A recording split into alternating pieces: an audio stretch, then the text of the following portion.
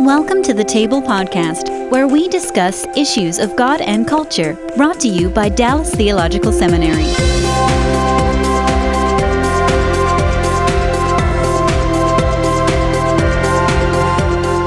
Welcome to the Table, where we discuss issues of God and culture. I'm Darrell Bock, Executive Director for Cultural Engagement at the Hendricks Center at Dallas Theological Seminary. And I have two very distinguished guests with me today.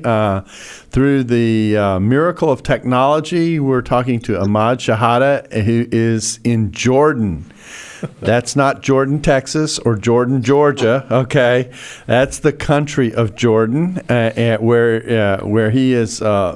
He's already experienced most of the day, and then Andrew Seidel is with us, formerly executive director for Christian leadership at Dallas Theological Seminary, and now you are. I am a adjunct professor working in extension sites for DTS. There you go. And you formerly taught at the military academy, is that right? I did. I taught mathematics at West Point for 4 years. Okay, very good. And Imad, give us your official title. Okay, I'm the president of Jordan Evangelical Theological Seminary, and I'm a professor of theology there. That's right. And he's also a distinguished member of the board here at Dallas Seminary. Right. So we get to see Imad a couple of times a year when he journeys back over and touches base with us. Well, thank you both for being here. Our topic today, because those introductions gave you no clue as to what we were going to discuss. Mathematics. That's right. Has to do with the issue of war, peace in the Middle East, and kind of where we are, both thinking about that both in biblical terms as well as also kind of what the status of things is in the Middle East and what it's like to be living in the Middle East these days. And so I want to thank you all for taking the time to come in and talk with us about this. Andy, I'm going to start off with you.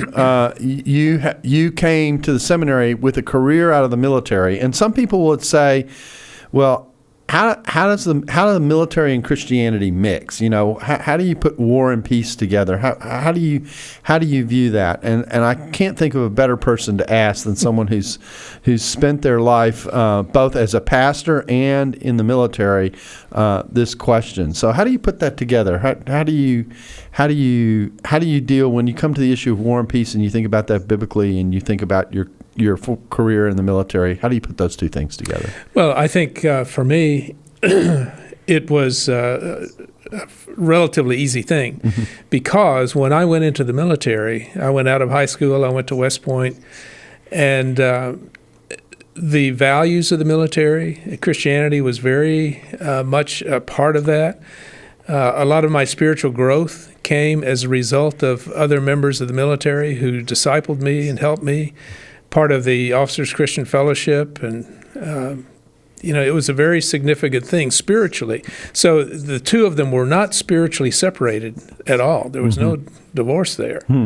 And so a lot of the values of service and of protection of the weak, things like that, all of those were good military values, and they were good Christian values as well. Respect for people. And so I learned a lot of that strongly in my early part of the military career. Interesting. Well, because what a lot of people will assume is that we have the military. I'm gonna state it this way and let you react, and you can push back if you want. We have the military really to protect us on the one hand, but also to fight our battles for us, to go to war. But my take is, from having interacted with military people over the years, is that the military really sees itself as existing in part enabling us to keep the peace as opposed to more doing war. Would that be a fair way to think about the way the military sees itself? I would say that's true. You don't see in American military, you don't see the aggressive, let's take over someplace, and it's more of a protection. My military experience, my first was in Korea. This was post-Korean War, but I was on the demilitarized zone between North and South Korea. And so it was a matter of protection, a matter of protecting South Korea, You also always have to say protecting American interests. That's true. Every country does that. But I have not seen it as in a negative sense of taking over someplace. And so, it has been essentially a good experience through that. Okay. And one that I could feel comfortable with as a Christian. So, the Scripture, of course, speaks of the military in Romans 13 as having the power of the sword, which is an element of protection of its people and that kind of thing. So there's biblical basis for that. And the idea of nations having interests that they have to protect is something to a certain degree Scripture assumes. So I'm laying this groundwork because I think it's important in thinking about issues where, we live in a fallen world. There is conflict. Right. People treat each other badly, and there's protection, and that is sometimes necessary at a corporate or national level in terms of interests. Well, I'm doing some prolegomena here, so let me shift to another topic that I think is important, and that is the idea of just war. That in the background of really even Christian thinking about conflict, there has been a teaching and an idea which many nations embrace, particularly in the West, at least theoretically, that there is such a concept as just war. Just war comes out of a Christian tradition. I think it's rooted in the teachings of Augustine and others, and most people have probably heard the phrase, but they don't know what's involved in it. And I have a list here of things, and I just want you to kind of comment on them. I could have given you an exam and said, list the various features of just war. But thank you for not doing that. But I think one of the main reasons is you go to war for a just reason. It's not for a selfish reason, that kind of thing, where you're going to enslave somebody else for your own benefit, something like that. But there's the reason you go has got to be just. Yeah, in fact, that's point one. The war must have a just cause and be fundamentally what we might call a defensive war. It is for protection. It is to protect certain interests, that kind of thing, that are at risk or at threat because of some form of aggression or something like that. It's protective in that kind of way. That's the first category. A second category is it must have a just intention to secure a fair peace for all parties. So that excludes things like national revenge, economic exploitation, or ethnic cleansing for those kinds of reasons. It must be a last resort, that diplomatic efforts, all diplomatic efforts, or at least sustained diplomatic efforts have been pursued, and may even continue while the war is being pursued, because the goal is not to continue to fight, but to get to a resolution and get back to a state of peace. A fourth one is, although I think this has become cloudier in the modern world, in the more modern world, properly constituted authorities declare it, and the war is to be the work of states. Yeah. This is one of the things that's changed. Yeah, that has changed dramatically because you have Al-Qaeda, things like that. They are not states, and they are going to war, and other countries are going to having to come and have conflict with them, and they're not under the same rules. Yeah, so some of these, as I said, the roots of this go back to Augustine. We're talking about a different time, a different place when there were different realities. But this is generally the way the doctrine of just war has been stated. It must have limited objectives. In other words, the goal is not the annihilation of the enemy, but really sustain an effort to prosecute a war that has the limited objectives of providing the protection and providing the security, or securing the kinds of just interests that the war is pursuing. It has to use proportionate means sufficient to deter the aggression.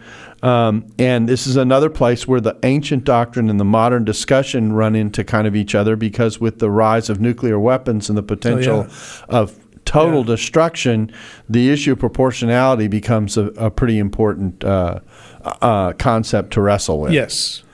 And then seventh, it must respect non-combatant immunity as much as possible, including wounded soldiers or prisoners of war. Weapons of indiscriminate mass destruction are considered immoral in the concept of just war. So you don't just, obliterate. Theoretically, you don't just go in and obliterate a city or something like that. Again, comparing the ancient teaching to the modern situation, that's one of the things that made the America's use of the nuclear bomb in Japan controversial, was because in the effort to quickly end the war with a devastating act, a lot of civilians were killed, and so. But you can't stop there. Yeah. Because that decision was made toward the end of World War II, obviously. Mm-hmm, right. And one of the things that really impacted the U.S. decision was the Battle of Okinawa. Mm-hmm. Because in Okinawa, that was a Japanese island. Mm-hmm. It wasn't one that they just occupied. That was part of their nation. Mm-hmm. And what happened in the Battle of Okinawa is that Japanese citizens on that island, not just Japanese military, the military did suicide charges. Some of the civilians joined in with that, but that's also the place where all the civilians that, you remember, they jumped off the cliff into the ocean, committed suicide. That is also the place where you had the kamikazes. Mm-hmm. That's the first time kamikazes really became prevalent. And the interesting thing, there's a really interesting book on that, Ripples of Battles. Mm-hmm. And it's about the impact of various battles on the future and how we fight battles today. Well, one of the things with the kamikazes, they did not sink any significant ship, no aircraft carriers. They sunk mostly destroyers and stuff like that. But what happened is that it communicated that they are going to die. Mm-hmm. Rather than give up. Mm-hmm. And so the question is, would Japan surrender, even though we're getting closer and closer and closer and we're bombing them, things like that? And they also had radio intercepts of what was going on in Japan, that they were arming the civilians, and everybody was going to fight till So it isn't the as death. neutral as it looks, is what you're saying. No, it's not. Yeah. And so what the Americans faced is if we have to invade Japan, you think about the cost of invading those smaller islands. Right. If we have to invade Japan, it's going to cost, the estimate was at least 1 million American lives, and who knows Countless how many Japanese lives. Yeah. So they have that decision. So what they do is they decide to use the nuclear weapon. And I don't remember exactly all of the things that they did, but they gave some warning to it. And they dropped it. And then they dropped the second one. And then the Japanese indicated that they were going to surrender. Now, some of the controversy is, did they really need to drop the second one? Yeah. But, I can't really speak to that. Yeah. But, that caused a lot of devastation. But, you can firebomb cities. Even go back to the ancient world. You set fire to cities, and they weren't all as, they didn't have the fire people that we do today. Right. So, there's a quantitative jump. That's right. Yeah. But it's a similar thing. Yeah. Well, the reason you go through this and think about it is that most people don't even think about it. They just think there's war or peace. They don't think about the fact that there are actually people who really do wrestle with these kinds of decisions in very serious kinds of ways in terms of the consequences that are dealt with. Well, those are most of the elements that feed into a just war situation. Now, why paint a picture of war and conflict? Well, that's because in certain parts of the world, obviously, we are engaged in conflict, and places are full of tension, and probably no place is as much like that, Imad, as the Middle East.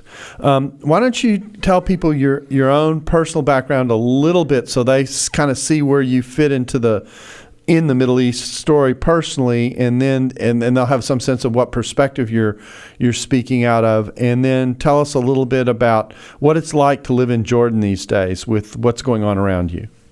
Okay. Well, my personal background is I Palestinian Arab originally. I came to college to the U.S. in the early 70s, and I became a Christian there at the University of California, San Diego. And years later, I became in full-time ministry, and then went to Dallas Seminary, and there was a lot of jokes about a Palestinian being at a dispensational school all the time. Yeah, well, I thought the church and Israel were completely distinct, and I guess that maybe that's true. Oh, yeah. Lots of stories on that. But, appreciate my Dallas experience, just to put the scripture first and my background second, and that gave me so many tools in the present ministry we have with the seminary. In establishing the seminary about 25 years ago in Amman, Jordan. And of course, it's not easy. It's been a rough road, and it's been one of the challenges is when, even before all the tensions that we are presently having, even teaching at the seminary, men and women who come from these Arab countries who hate Israel, and then you have to teach eschatology and to show them from the scriptures how to see the grace of God and the faithfulness of God to His word, to His covenants, and so forth, and to try to give a balance. And it's been a good experience in seeing how teaching eschatology has been a means to communicate grace to all these different people. You have Palestinians, Iraqis, Syrians, Egyptians who have Christian believers who have been just not had the exposure to think about these issues and see how so much of their thinking has been affected by the majority religion rather than by scripture, and so forth. So that's been a good experience, and of course there's so much to talk about, but obviously we have to cut short. But coming to what we are going through right now in the Middle East, it's unprecedented in several ways. Several ways. Excuse me for my little bit of a cold here, but in several ways, you have the Middle East is so divided right now politically, so that it's just.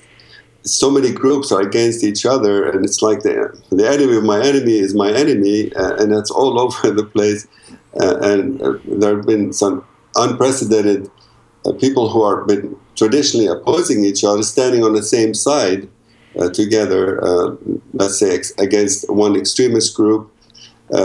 Nations that normally don't stand together are standing together, and so forth. And I'm limited in what I can say, but this is happening.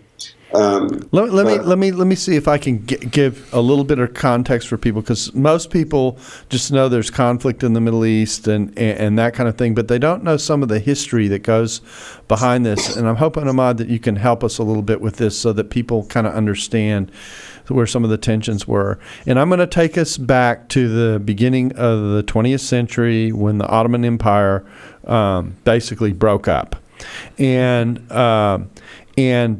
nations were created out of that residue.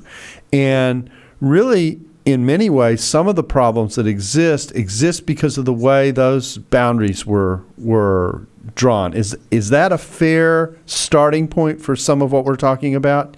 Yeah, that's true. And if you look at the map geographically, you wonder how these territories, how these borders came to be. And it was basically, you have the French protectorates, what they called, and the British protectorates.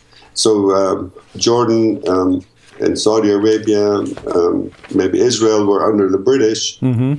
Excuse me, and so was Iraq. But Syria and Lebanon were under the French. And so there's that background there. So yeah, that's true. Yeah. And so it's put together combinations of people into nations that were to some degree, I'm going to try and be descriptive here so people will get it, artificially created into a nation, and you had mixtures of people who struggled to get along. Fair enough? Yes, that's true, exactly. And these produced regional pressures within these, I mean, you don't even have to put Israel in the mix, because we're talking about a time when Israel as a nation didn't exist, of course. And you had this mix of countries with the different parties within Islam. You know, a lot of people don't even know that there are different parties within Islam, trying to exist side by side, and they had tensions with each other. Yes. And so that's part of the reality, right? Yes. Now, the majority of the Arabic-speaking world would be the Sunni Islam. Now, Iraq, the majority of Iraq would be Shiite Islam, but that's on the eastern side of the Arab countries, and Iraq would be on the towards as a neighbor of Iran, which is mostly Shiite. So now the tension is we've got with Iran's penetration into dominating Syria and having the Hezbollah in the south of Lebanon. So you have Shiite penetration into Syria and Lebanon, and then recently in Yemen. So there's this going on, and Sunni Muslims don't like that, and so they're reacting to this. While also there's a tension between Sunnis and Sunnis, represented by the tension between ISIS and the moderate Sunni states. So that's given more tension to the situation. And then you have Israel siding with some of the Sunni states against another Sunni extremist group, while the Shiites are on the side of some of the Sunnis in Iraq to fight the same Shiite group, and it's really complicated. Yeah, it sounds like. In fact, we don't have a visual. We might need one to map out with colors what's going on here. And I actually think this is important, because part of what it says to people is that when you say the word Islam, you're actually dealing with it's a huge amount of people that we're talking about in the region, but they aren't all. It's not one block. It's not one thing. There are different expressions of Islam with different mixtures of if I'm going to say it this way, it may not be the best description, but of peace or violence mixed into it, which then produces combustible elements within these countries. And as I said, we've hardly said a word about Israel yet in any of this.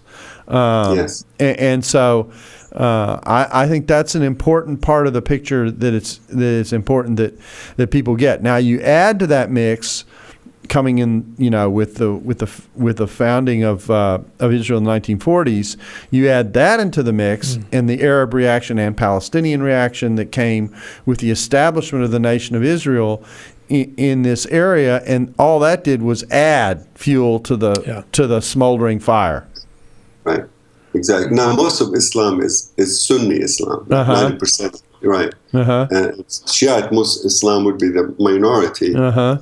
And most of the Arab countries, that's 22 countries from Morocco all the way to Iraq, Morocco in Africa, all the way to Iraq would be Sunni Muslim.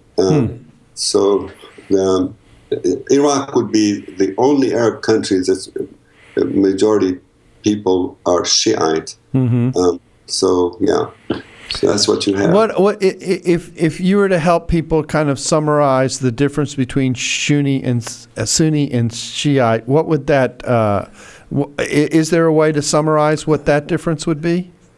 Well, essentially, there's a it's a difference in what actually happened in history and what the Shiites wish happened, but did not happen. Okay. So traditionally, the establishment of the caliphates, or those caliphs that took over after Muhammad died, was one thing, and Shiites feel it should have been a different line rather than. This is a prophetic line that you're talking about, or what? You used a technical term here that wasn't English, so I'm asking you to translate it for us. Family line. A family line. That's Islamic thinking.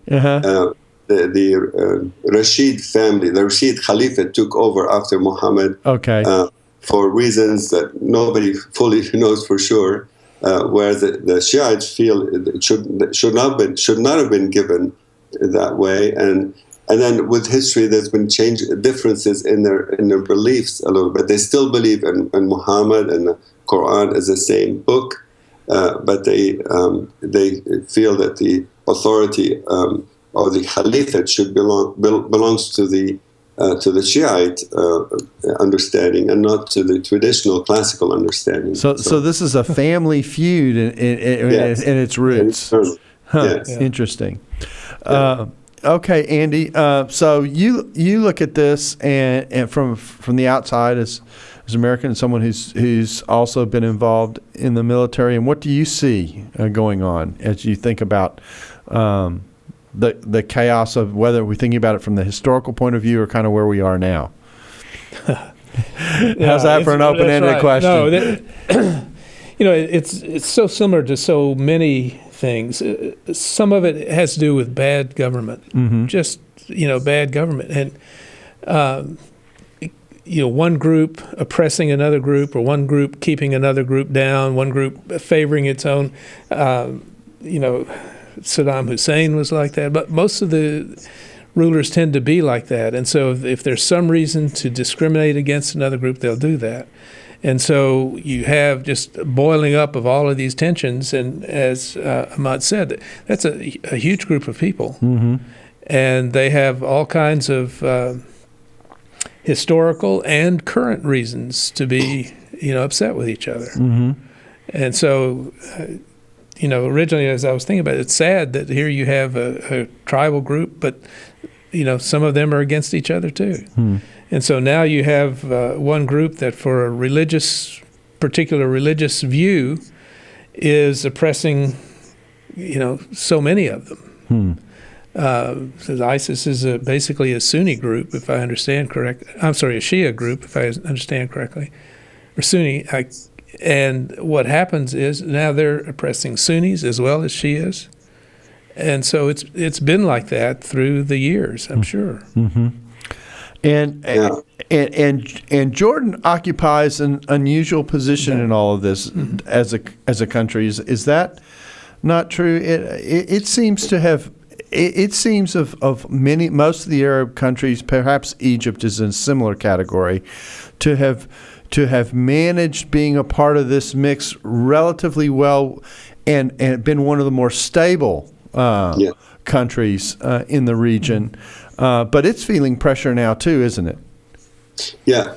Yes and no. It's interesting what's happening. Of course, Jordan, as you know, has the longest border with Israel. Right. Israel is to the west of it, and Iraq to the east. You've got Syria to the north, and that pressure of refugees coming into Jordan, and then Saudi to the south, and like you've maybe heard it said, Jordan is between Iraq and a hard place.